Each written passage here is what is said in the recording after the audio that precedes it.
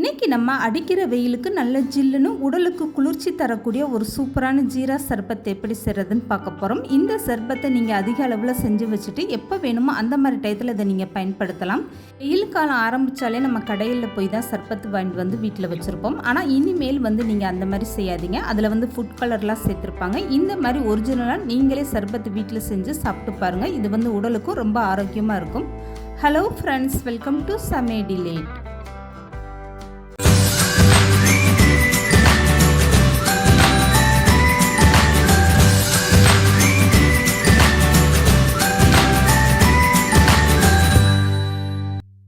இப்போது இந்த ஜீரா சர்பத்து செய்கிறதுக்காக ஒரு அகலமான பாத்திரம் எடுத்துக்கோங்க. இதில் 1 லிட்டர் அளவுக்கு தண்ணி அளந்து எடுத்துக்கோங்க.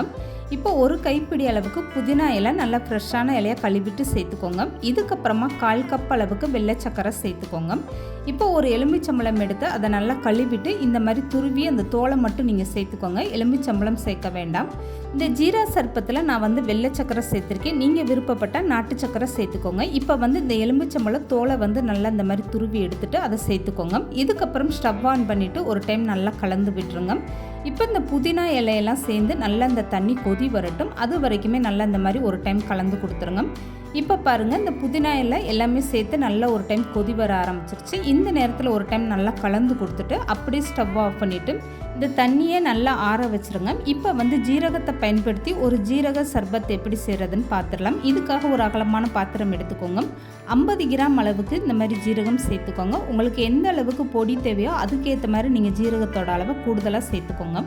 இப்போ 1 ஸ்பூன் அளவுக்கு சோம்பும் 1 ஸ்பூன் அளவுக்கு மிளகும் சேர்த்துக்கோங்க. இது ஒரு லேசான காரமாக இந்த சர்பத்து குடிக்கும்போது ரொம்ப நல்லாயிருக்கும். இப்போ ஸ்டவ்வை மீடியமாக வச்சுட்டே இந்த ஜீரகத்தை கலர் மாற விடாமல் இந்த மாதிரி நல்லா வறுத்து விட்டுருங்க. கைவிடாமல் இந்த மாதிரி நீங்கள் வறுத்து விடும்போது ஜீரகம் நல்லா வாசனை வர ஆரம்பிக்கும். அதுக்கப்புறமா இந்த மாதிரி ஒரு தட்டில் கொட்டி இதை நல்லா ஆற வச்சுருங்க. ஆறுனதுக்கப்புறமா ஒரு ஈரம் இல்லாத மிக்ஸி ஜாரில் நல்லா பவுட்ரு பண்ணி எடுத்துகிட்டு வந்துடுங்க. இப்போ அதே பாத்திரத்தில் 1/2 கப் அளவுக்கு இந்த மாதிரி கல்கண்டு பெரிய கல்கண்டாக சேர்த்துக்கோங்க. அப்படி இல்லைன்னா டைமண்ட் கல்கண்டு கிடச்சா அதை கூட நீங்கள் சேர்த்துக்கோங்க. இப்போ இந்த கல்கண்டை சேர்த்ததுக்கப்புறமா 1 கப் அளவுக்கு தண்ணி சேர்த்துக்கோங்க. இந்த கல்கண்டு நல்லா கரைஞ்சி நல்லா கொதி வர ஆரம்பிக்கட்டும். அது வரைக்குமே ஸ்டவ்வை மீடியமாக வச்சுட்டு இந்த மாதிரி கல்கண்டை நல்லா கலந்து கொடுத்துருங்க.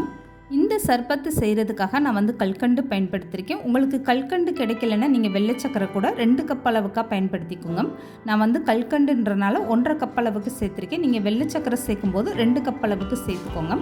இப்போ இந்த கல்கண்டெல்லாம் நல்லா கரைஞ்சிட்டு கொதி வர ஆரம்பிச்சிருச்சு பாருங்கள். இந்த நேரத்தில் நீங்கள் ஸ்டவ்வை மீடியமாக வச்சுட்டு அரைச்சி எடுத்துகிட்டு வந்திருக்க ஜீரகப்பொடியை சேர்த்துக்கோங்க.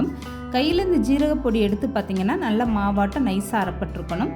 இப்போ ஸ்டவ்வை மீடியமாக வச்சதுக்கப்புறமா ஜீரகப்பொடி எல்லாத்தையும் அப்படியே சேர்த்துட்டு நல்லா அப்படி கலந்து கொடுத்துருங்க. கெட்டிகள் விழுகாத அளவுக்கு கரண்டி வச்சு இந்த மாதிரி நல்லா கலந்து கொடுத்துருங்க.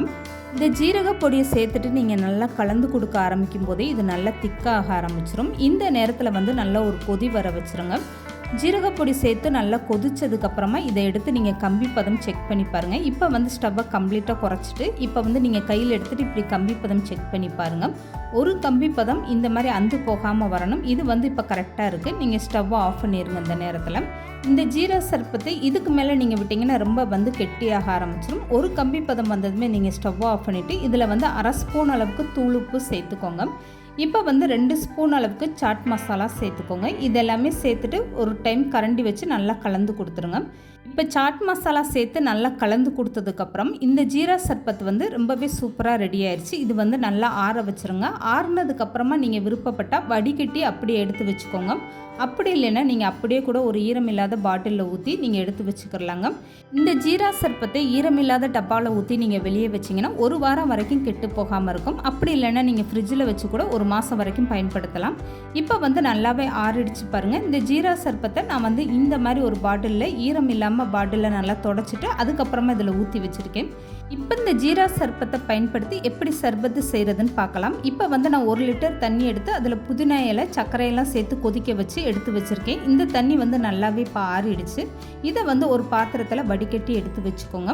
சர்பத்து நீங்கள் செய்கிறதுக்கு முன்னால் இந்த மாதிரி புதினா இலை சர்க்கரையெல்லாம் போட்டு அதை நல்லா கொதிக்க வச்சு இந்த மாதிரி வடிகட்டி எடுத்து வச்சுக்கோங்க. இப்போ நல்லா ஆற வச்ச சர்பத்தை இந்த மாதிரி நான் ஒரு பாட்டிலில் ஊற்றி வச்சுருக்கேன். இந்த மாதிரி நீங்கள் அதிக அளவில் செஞ்சுட்டு ஒரு பாட்டிலில் எடுத்து வச்சுக்கோங்க. எப்போ சர்பத்து தேவையோ அந்த மாதிரி நேரத்தில் நீங்கள் நீங்கள் இதை பயன்படுத்தி ரொம்பவே ஈஸியாக இந்த மாதிரி ஒரு சர்பத்தை நீங்கள் செஞ்சு கொடுக்கலாம். இப்போ இந்த ஜீரா சர்பத்து செய்கிறதுக்காக ஃபஸ்ட்டே வந்து நான் புதினா இலை, இதில் சர்க்கரை, எலுமிச்சை தோல்லாம் சேர்த்து நல்லா கொதிக்க வச்சு வடிகட்டி எடுத்து வச்சுருக்கேன். இதில் வந்து நம்ம ரெடி பண்ணி வச்சுருக்க ஜீரா சர்பத்து எந்த அளவுக்கு வேணுமோ அதுக்கேற்ற மாதிரி நீங்கள் சேர்த்துக்கோங்க.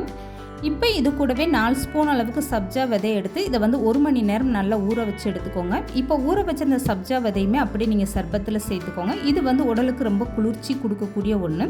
இப்போ சப்ஜா விதை எந்த அளவுக்கு தேவையோ அந்த அளவுக்கு நீங்கள் சர்பத்தில் சேர்த்துக்கோங்க. இதுக்கப்புறம் ஒரு எலுமிச்சம்பழம் எடுத்து அதை வந்து ரவுண்டாக கட் பண்ணிக்கோங்க. இந்த மாதிரி லேஸாக நீங்கள் ரவுண்டாக கட் பண்ணிவிட்டு இதை வந்து அப்படியே சர்பத்தில் சேர்த்துக்கோங்க. இது வந்து ஒரு நல்ல டேஸ்ட் கொடுக்கும். எலுமிச்சம்பழம் இந்த மாதிரி நீங்கள் சாராக சேர்க்குறத காட்டிலும் இந்த மாதிரி கட் பண்ணி சேர்க்கும்போது அது ஒரு நல்ல டேஸ்ட்டாகவும் இருக்கும். இப்போ இது கூடவே ஒரு 4-5 புதினா இலை சேர்த்துட்டு நல்லா கலந்து கொடுத்துருங்க. இப்போ இந்த சர்பத்தை ஒரு டைம் நல்லா கலந்து கொடுத்ததுக்கப்புறம் டேஸ்ட் வந்து எப்படி இருக்குன்னு நீங்கள் செக் பண்ணி பாருங்கள். ஒருவேளை உங்களுக்கு இனிப்பு பத்தாத மாதிரி இருந்தால் நீங்கள் கூடுதலாக கொஞ்சம் ஜீரா சர்பத்தை எக்ஸ்ட்ரா சேர்த்துக்கோங்க. அவ்வளோதாங்க. இப்போ இந்த ஜீரா சர்பத்தில் ஐஸ் க்யூப்பெல்லாம் சேர்த்துட்டு இந்த மாதிரி நல்லா கலந்து கொடுத்துருங்க. அவ்வளோதாங்க. ரொம்பவே சூப்பரான ஹெல்த்தியான ஒரு சர்பத் வீட்டிலே செஞ்சாச்சு பாருங்கள். இனிமேல் சர்பத் வேணும்னா நீங்கள் கடைகளில் போயெல்லாம் வாங்க வேண்டாங்க. இந்த மாதிரி ஒரு ஹெல்த்தியான சர்பத்தை நீங்களும் கண்டிப்பாக ட்ரை பண்ணி பாருங்கள். இந்த சர்பத்தில் எந்த ஒரு ஃபுட் கலருமே சேர்க்கலைங்க. பார்க்குறதுக்கு எவ்வளோ சூப்பராக இருக்குது பாருங்கள். இனிமேல் வீட்டில் குழந்தைகள்லாம் சர்பத் வேணும், கூல்ட்ரிங்க்ஸ் வேணும்னு அடம் பிடிச்சி கேட்டாங்கன்னா இந்த மாதிரி ஒரு ஹெல்த்தியான ஜீரா சர்பத்தை நீங்களே வீட்டில் செஞ்சு கொடுங்க.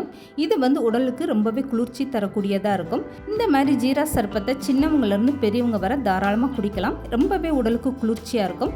இந்த வீடியோ பிடிச்சிருந்தா லைக் பண்ணுங்கள், ஷேர் பண்ணுங்கள். மறக்காமல் சமையல் டிலேட் சேனலை சப்ஸ்கிரைப் பண்ணுங்கள்.